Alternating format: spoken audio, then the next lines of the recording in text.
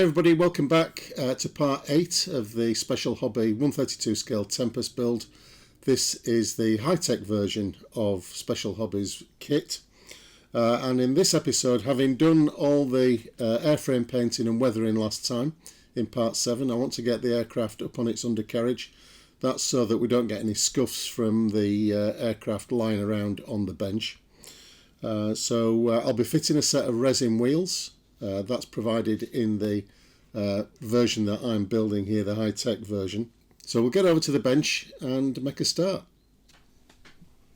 Okay, so these are the components that we need for the undercarriage, plus the resin wheels, which are these. And just to talk a little bit about the weathering and finishing of undercarriage components. So you can see here that I've weathered the underside of the airframe, and the important thing I think is to make sure that the weathering on the separate undercarriage door parts is consistent with what you've got on the main airframe. So in this particular case, what I've done is I've just worked out the incidence of the undercarriage doors whilst the aircraft's in flight. So in this particular case, this straight edge here on the door is perpendicular to the airflow, so the airflow is going in this direction when I've been weathering the parts. And similarly, these undercarriage doors, these inner ones, fit in that position, so the weathering has been done in this direction on them. And you can also judge the degree of weathering as well if you hold the parts up to the airframe and just gradually work until you've got a match of not only the colour but the weathering effects as well. What you could do also is to temporarily fit the doors in position whilst you're doing the painting and weathering, but I like to weather them separately just because the streaking probably wouldn't be consistent from the airframe onto the door, and that's because any hydraulic leaks and so on would come down from this bulkhead onto this leading edge of the undercarriage door and streak backwards. It wouldn't be present on the forward edge of the wing here. So that makes sense that the door's weathered in that way. So just give a little bit of thought to the weathering rather than just do it all as one. And I think it just gives a more realistic result. You can see that I've weathered the underside here using the AK weathering wash, which is a wash that I really like, and that's come out really nice.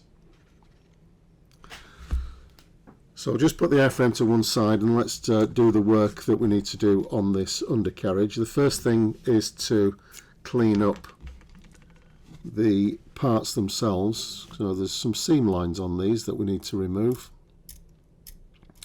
Just a quick scrape with a sharp knife blade just to get rid of the sprue gates. I'll add some brake lines to these as well in a moment.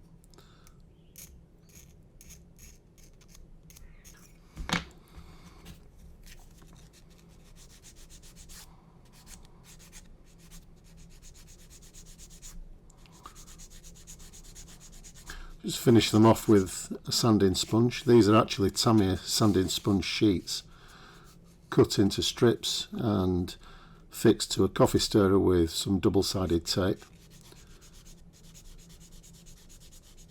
And using a sponge like this, make sure that you don't flatten the round of the undercarriage leg.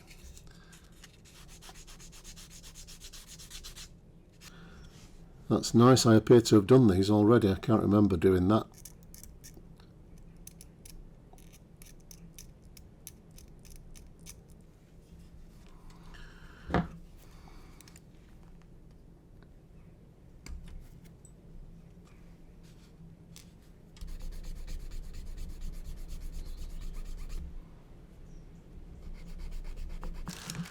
So we'll take a look at the resin wheels now.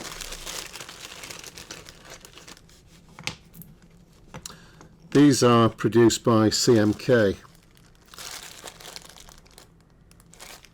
So they're pretty good. They're a distinct improvement on the kit parts.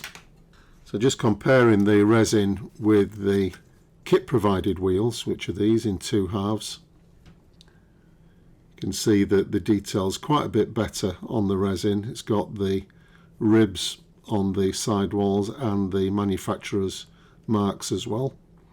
The hub detail's a little bit better, not by too much, these aren't too bad, but overall you're going to be using these if you've got this particular kit.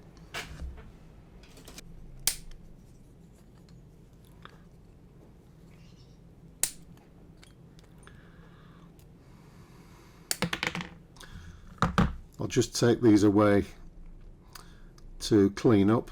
Don't want to get resin dust everywhere, so I'll be back once these are ready for priming and painting up.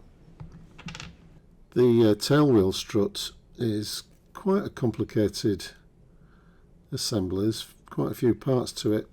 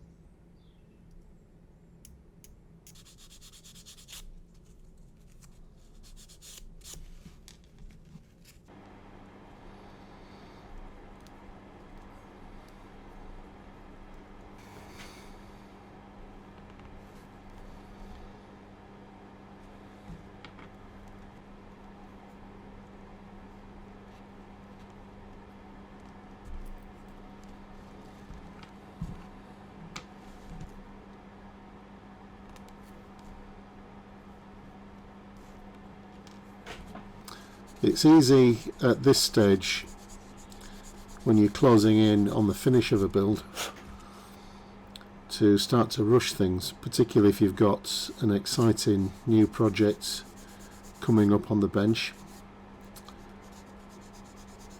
But try to resist, because these little parts deserve, I think, as much attention as the main part of the aircraft.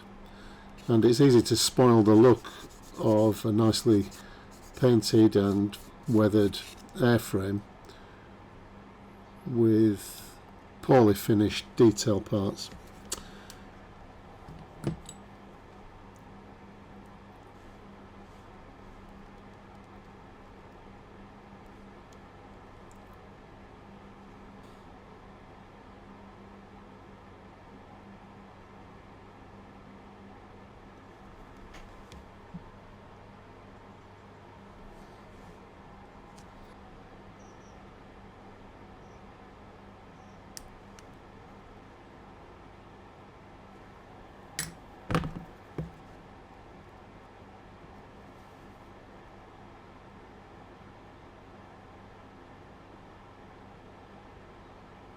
There's a lot of detail in these special hobby kits, these 132 scale kits anyway. This that I've just added is an undercarriage lock. So when the gear leg goes up into the undercarriage bay, this engages with a claw that holds the leg in place in the retracted position.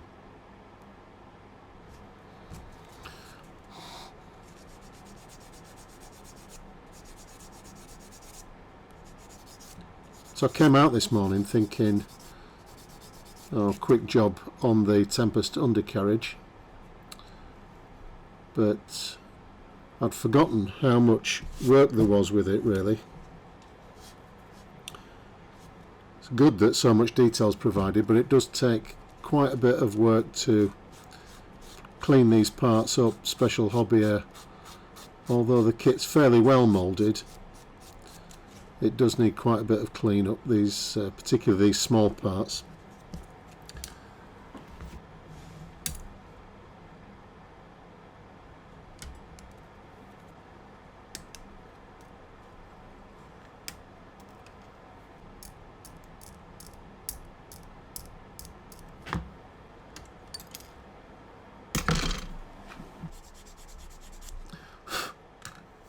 Okay, so that's all the undercarriage parts cleaned up, ready for some primer and paint, which I'll do now.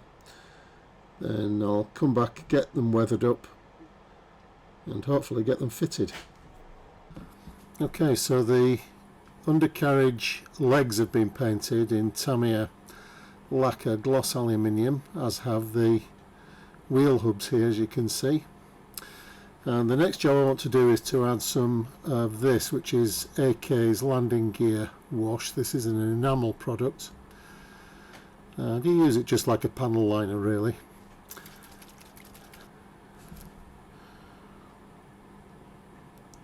So this hopefully will bring out the detail in this resin wheel.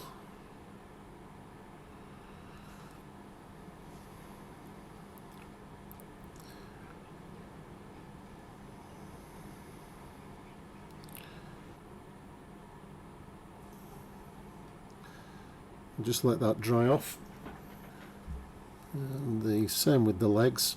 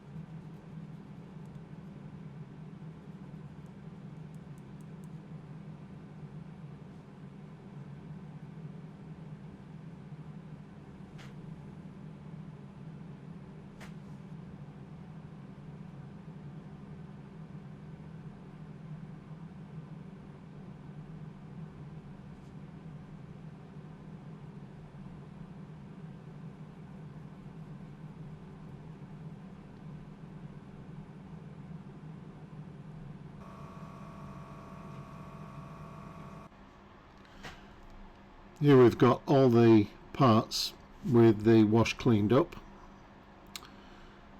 including the undercarriage legs. I've just picked out the flexible part of the brake pipes in black. The rest I've left in the gloss aluminium that I've painted the rest of the leg. Now, once I'd painted and weathered these, I noticed that the little locks that I'd fitted earlier on in the video, I'd broken them off. I managed to find one, but the other one, I don't know where that's gone. It'll be on the floor somewhere. So rather than spending time sweeping everything up, I made some replacements from some photo etch, which are these parts here. And it's an example of not throwing away old photo etch frets. So on my spare Pontos hood frets, which I've had for a couple of years now, 2 years since I built that model, I found a couple of perfectly sized brackets with the holes already in, and I've just pushed some 0.3mm wire through those to form the actual hook, and they're a perfect replacement for the overscale plastic parts. They're much more in scale, so it was a lucky find to get those. They're almost a perfect size. So I'll glue those on with some CA, and hopefully they'll survive to the end of the build.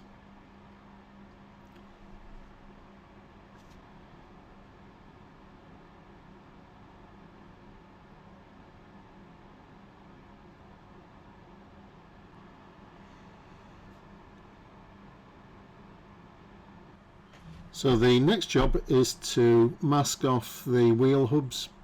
As you can see, these have all been weathered and cleaned up, and once I've done the masking up, we'll paint the tyres, and at that point I can assemble the main undercarriage legs. These are the masts that are provided in the special hobby kit, or at least they are in the high-tech one. I'm not sure if you get them in the other issues of the kit. So my method for these tyres will be to paint them an overall colour of rubber black. Then I'll dry brush the sidewalls just to bring out the moulded lettering detail on them, and then I'll do some work on the treads, probably with a purer black, which will just contrast some wear on the treads, and maybe a spot of earth colour just to dirty them up a bit. So that's the next job. Then we'll get these unmasked. For dry brushing, I like to use Tamiya German Grey. It's just enough on rubber black to bring the detail out, and just a gentle dry brush on these. As ever with dry brushing, it's just as well to go slowly, build the effect up gradually.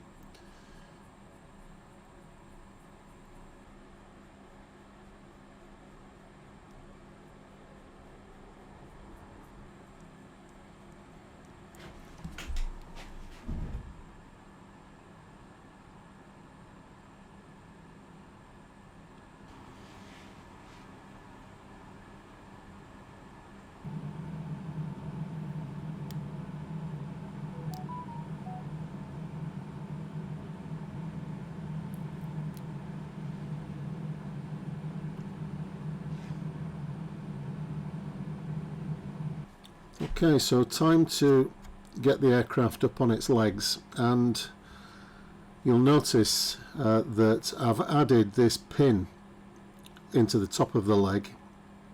This is nickel silver rod. It's about 0.8 millimeters, I think, something like that. And I've also drilled out a hole in the hinge at the top here, this piece in the inboard side of the wheel bay. So that makes a much stronger bond, because Special Hobby just expects you to glue this plastic piece here into a trough in that part inside, and I don't think that's strong enough, especially for a model of this size. It's a fairly big model, the Tempest, and I don't think those are really up to it, so the nickel rod just adds a little bit of strength. The only thing you've got to be aware of is the angle of the undercarriage, because that rod is so stiff that it's not going to bend at all, which is what you want really, but it means that you've got to drill the hole very accurately to get the correct incidence of the undercarriage leg. So I'm going to CA that into place now.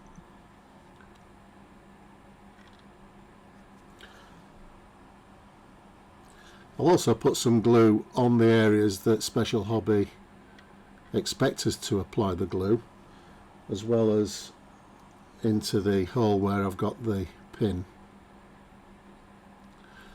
So that should be enough.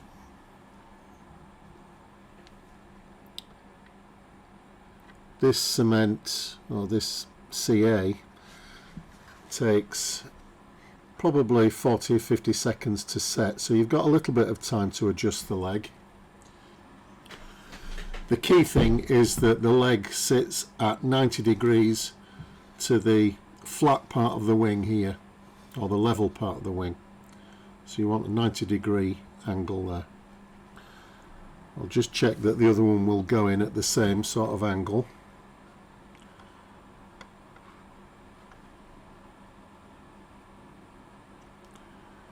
Which they do, so I'll glue that one in as well.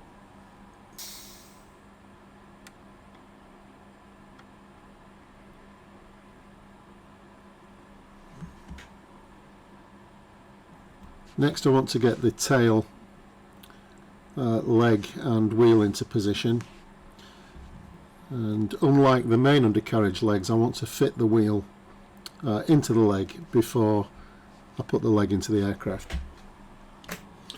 So a little trick here with tail wheels is just to protect the sidewalls with a bit of tape before you push them into the yoke, otherwise you can scratch the tyre, which spoils the finish a little bit.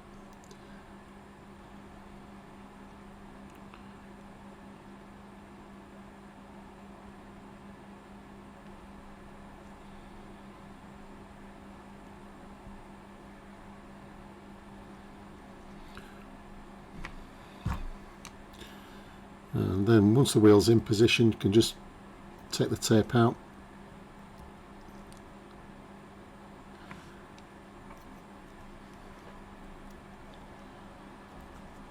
And you've got a nice clean finish on the wheel and the leg. So that's next to go in. I'll glue that in.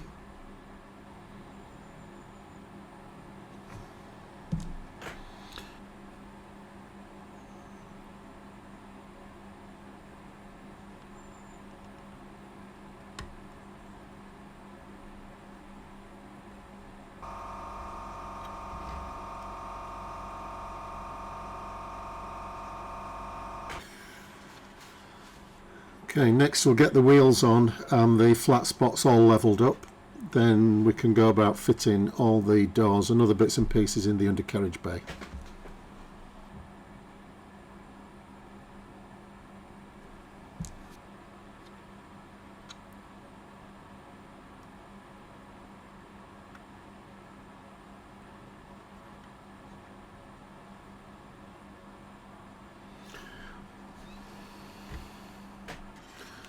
Okay, so I'm just going to leave that to set for a moment. The wheels are just resting nicely on the bench there with the flats. So just leave them for a bit, then we'll get round to the undercarriage covers. So just to finish these covers off, I just give them a bit of a dry brush with, actually it's Tamiya XF14, which is Japanese Army Grey. It's just a nice light contrast to the interior green.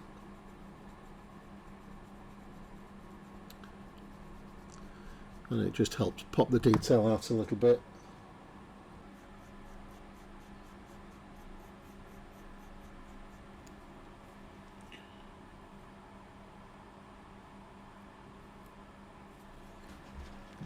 So the first thing is to get the undercarriage jacks in, which go along the front of the wheel bay here.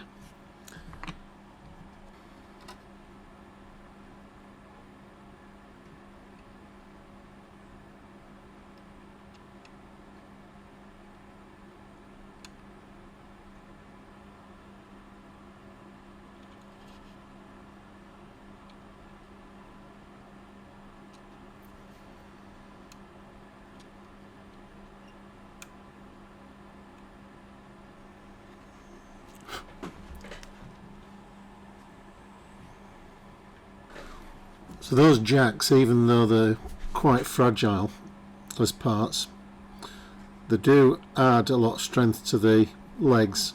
They do support them quite well.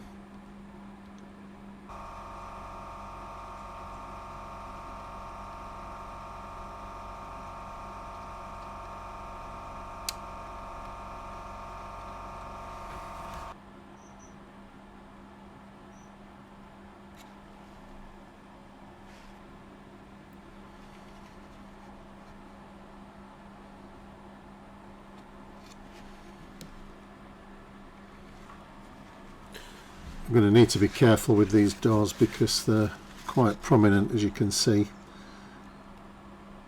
So I'm guessing that they'll be easily broken off.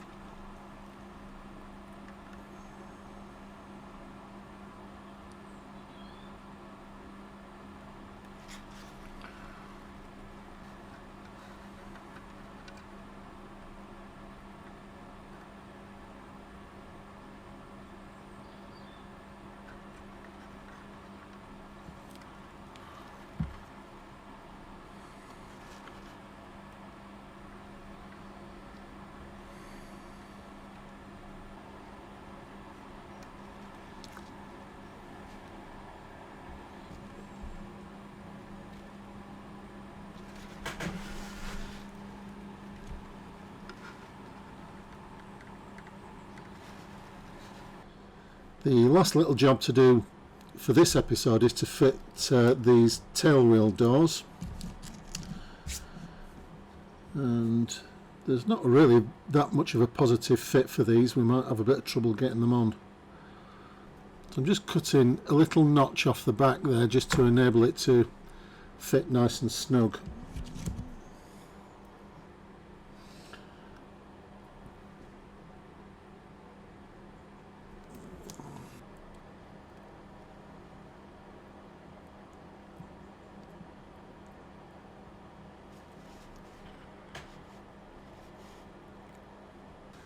So that's been quite a lot of work to get that undercarriage sorted out, but as you can see it's quite nicely detailed on the kit, so it's worth spending a bit of time on it, I think. But it certainly wasn't a one-day job as I originally thought. I wanted to get this video out on Friday as usual, but there was far more work involved with that than I expected, so we're a couple of days late. But I'm going to leave it for there for the moment, and next time we'll get this model finished off. Got to fit the engine, just the last bits and pieces, the canopy, propeller, and then that should be it. Should be all done. So I'll crack on with that because I've got a new project starting next week, and I'll get this finished in the next day or so, and obviously I'll try to publish the video as soon as I can after that. So hopefully you'll join me for that. In the meantime, look after yourselves everybody, stay safe, and I'll see you next time. Bye for now.